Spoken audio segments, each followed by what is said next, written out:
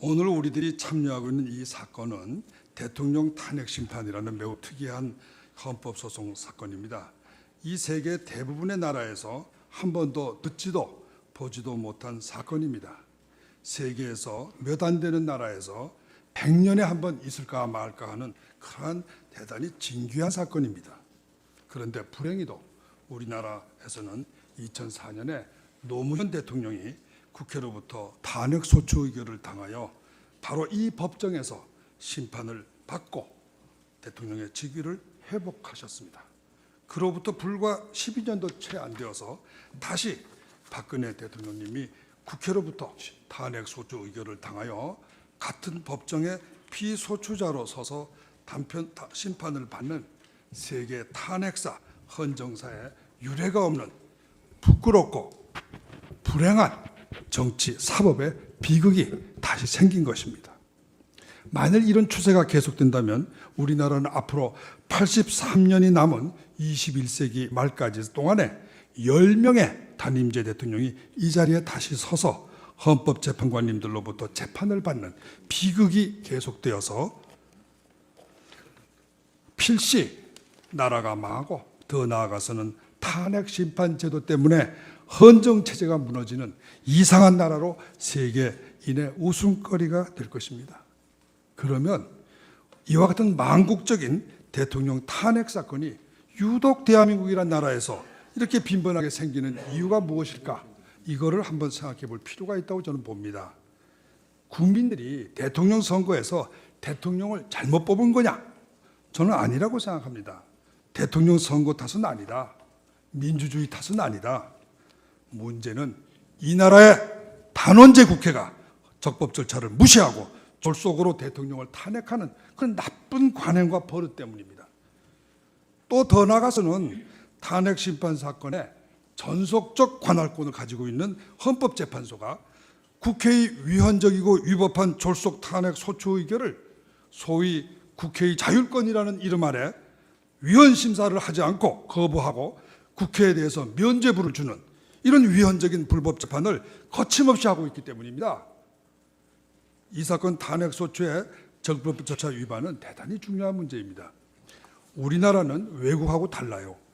탄핵 소추 의결만 있으면은 자동으로 피탄핵자의 권한이 정지되는, 그래서 탄핵 소추 의결 그 자체만으로 실질상 탄핵 인용 결정에 선행을 해서 탄핵의 효과가 발생하는 아주 매우 특이한 전 세계에 유례가 없는 우리나라만의 독특한 제도입니다.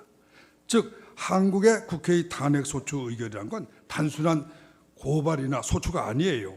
대통령의 직무상실이라는 탄핵 심판의 효과에 단행 가처분을 겸한 권리 침해, 권리 박탈의 효과가 발생하는 특수한 법률 행위입니다.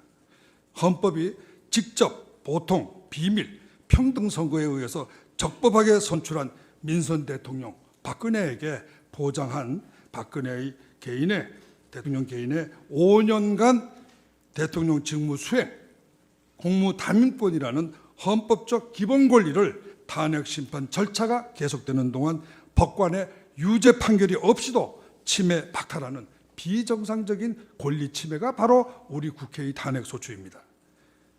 이거는 헌법 제65조 자체가 물론 그렇게 규정을 했다고는 하지만 이 규정 자체가 세계 보편적인 인권 보장의 원리, 소위 판결시까지 무죄를 주장한다 하는 이 세계적인 인권 보장 원리에는 어긋나는 잘못된 헌법 규정이라 사실은 진작에 개정을 했어야 되는 겁니다. 뿐만 아니라 2012년 대선에서 박근혜 대통령을 선출한 국민들의 공무 참여권이라는 게 있습니다. 선거는 투표가 바로 그거죠. 법원의 판결 없이 탄핵 심판시까지 수개월간 박탈하는 이런 또 심각한 권리 침해이기도 합니다. 따라서 국회가 이런 반탄핵, 반이라는 건 하프란 뜻입니다. 2분의 1 탄핵 결정에 효력을 갖는 탄핵 소추 의결을 할 때는 탄핵 인용 결정에 준하는 정도의 확실한 증거, 또 법리조사, 선례조사, 법리해석 절차 이걸 다 거쳐서 해야 되는 것입니다. 그런데 이번에 작년 12월 9일에 국회의 이 탄핵 소추에는 탄핵 사유에 대한 충분한 사전적 법률 검토와 증거 조사 및 여론 수렴 절차가 하나도 거쳐지지 않았습니다. 졸속으로 이렇게 처리한 결과 박근혜 대통령과 국민의 중대한 헌법적 권리가 적법한 절차 없이 침해돼서 중대한 적법 절차 위반, 즉 헌법 위반이 있음을 지적하지 않을 수 없습니다.